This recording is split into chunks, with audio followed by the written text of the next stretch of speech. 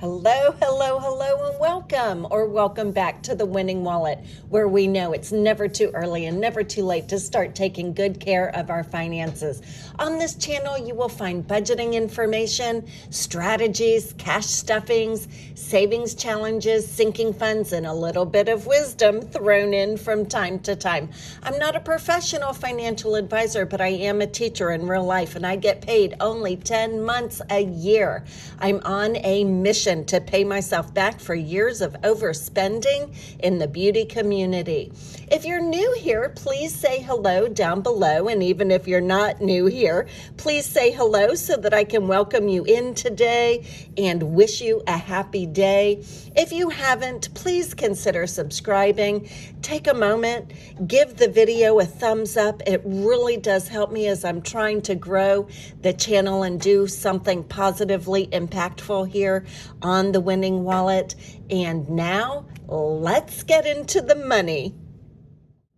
Of course, you're aware that the new year is right around the corner, and I thought I would take some time today, not only to tell you about my start to the new year with my own budgeting, but also kind of give you an idea, if you're brand new, how budgeting works with the cash stuffing system. They can go hand in hand, but tying them together might seem a little bit awkward or a little bit confusing if you're just starting. I do have to let you know right at the beginning that using binders is optional. You do not have to pay money for binders, markers, supplies, anything. All you really need would be a way to categorize money and to separate it. You could even do that with paper clips and sticky notes. So as we get started, I'm going to show you not only my budget for January of 2023, but also how the different binders tie in to the process of cash stuffing and cash stuffing envelopes.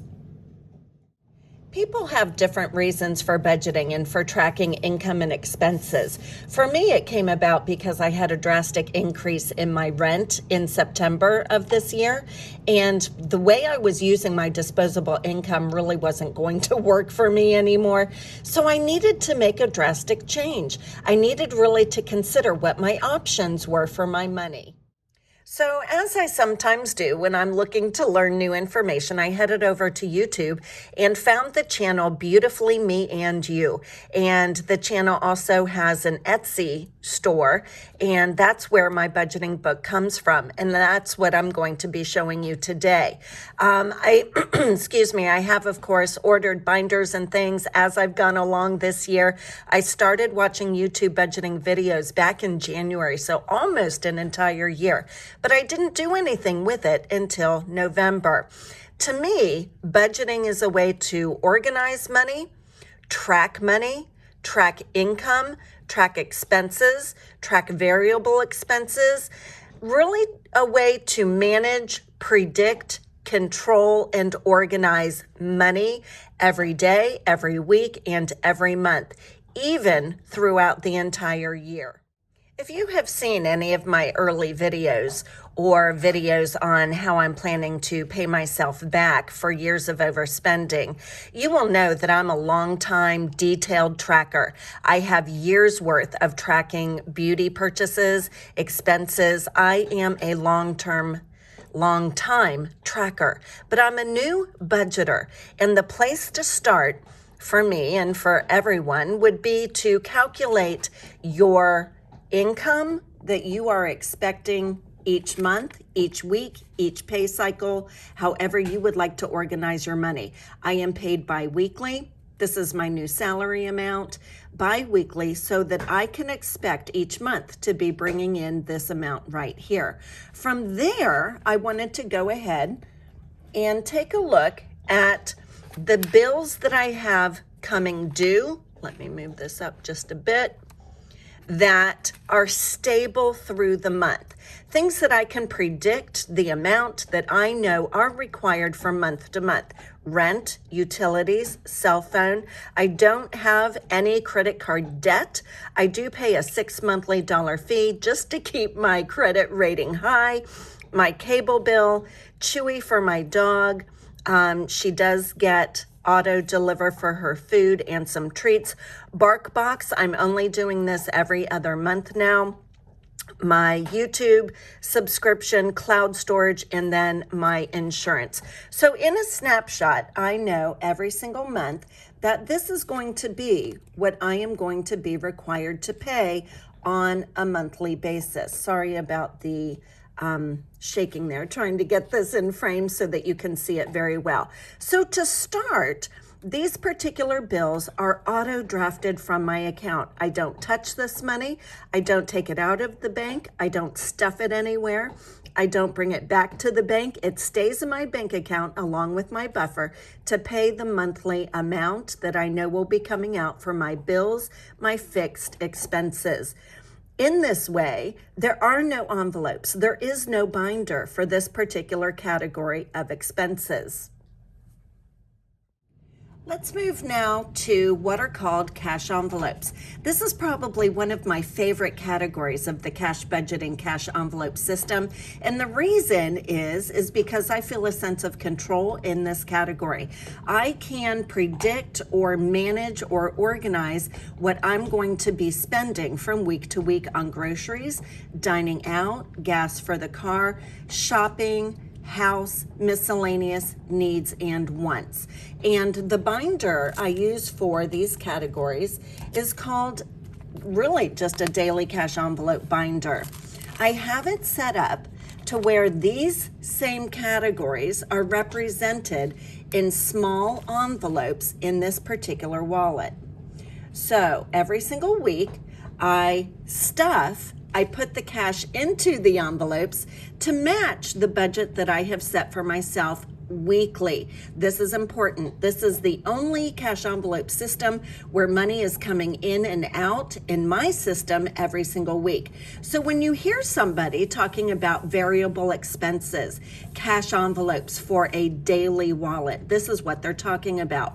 Here on paper, represented are the categories for every single day of a 1 week period for the expenses I can predict.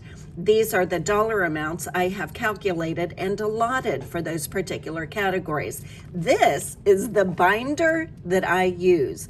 I have my categories for groceries, eating out, gas, shopping, miscellaneous, household, all those fun things.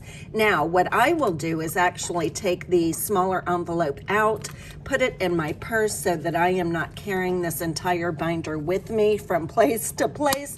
I only take out of it what I need at that time.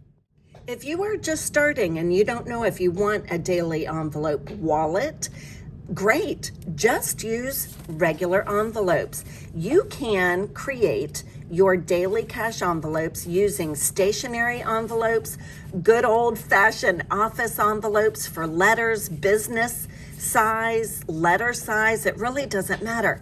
But you guys, if you're just starting out and you're not sure if this system is something you really want to dive into, feet first, head first, go ahead and just use envelopes for your daily cash needs. And you can use envelopes for this entire system. Here, I went ahead and pulled out some that I had extra from stationery, but you guys, you don't even need these. You can just get regular office envelopes to actually use for stuffing your cash.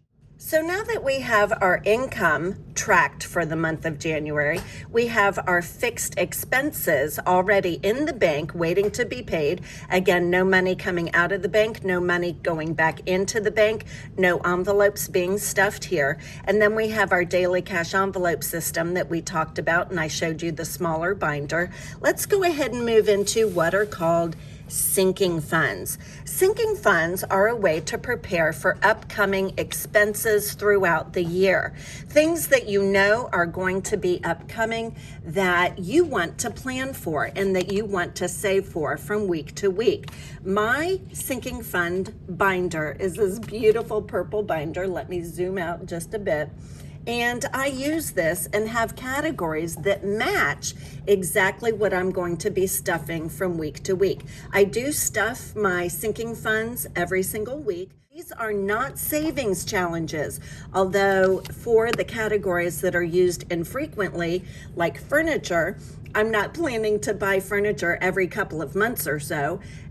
And with my hair, I do get my hair done every several weeks. So even though the money that I use here, the frequency is much different, hair is much more frequent than going out and buying new furniture, they are considered sinking funds because I'm adding to them slowly every single week and building up the money so that it is available when the time comes. So in this way, my sinking funds binder has categories that match exactly what I have set up in my budget. We have the pet care category, then we have my car, then we have emergency, then we have my moving expense, which is down a little bit further on the list. Then we should have our furniture, then we have health, which is a medical expense that I have, and so on and so forth. Now, I do track this money coming in and going out every single week. However, in your binder, if you don't have a binder, I should say, do the same thing. Just set up envelopes with the particular categories. So let's say you also wanted to set up similar categories, maybe for your kids, maybe another one for pets. Maybe you have more than one car. Maybe you are starting to build an emergency fund. Maybe you don't have a medical expense, but maybe you have a fitness expense or a subscription or a membership that comes due once a year, and different things. These are longer term funds that can be used as needed throughout the year. The binder is optional. You could just use envelopes. So as I've shown you so far, we have our income total for the month. We have fixed expenses that I can predict from month to month. This money does not come out of the bank. And from there, we have the cash envelopes that I use every day through the week to take care of my daily needs. From there, we went right into our sinking funds, considered in my system to be longer term additions to the envelopes just to build the money over time. The next category are our savings challenges. And I feel if you're brand new to budgeting, this cash budgeting system, the challenge part of it may be the most confusing for you. And what I've done here at the bottom is I've taken all of the different amounts for the different categories and broken it down so that I ensure every single dollar has a job to do for the month. Every single dollar that I'm making has a home, has something to do, and will be handled through the month. If you were to stop right there and calculate how much you would have left in a pay cycle based on the figures that we've looked at so far, and just put the rest in an envelope, that could be considered a savings challenge. You don't need binders. You don't need fancy systems. After calculating your monthly, weekly expenses and income tracking, whatever you have left from week to week simply could go into a plain envelope. That also would be a way to get started on this system.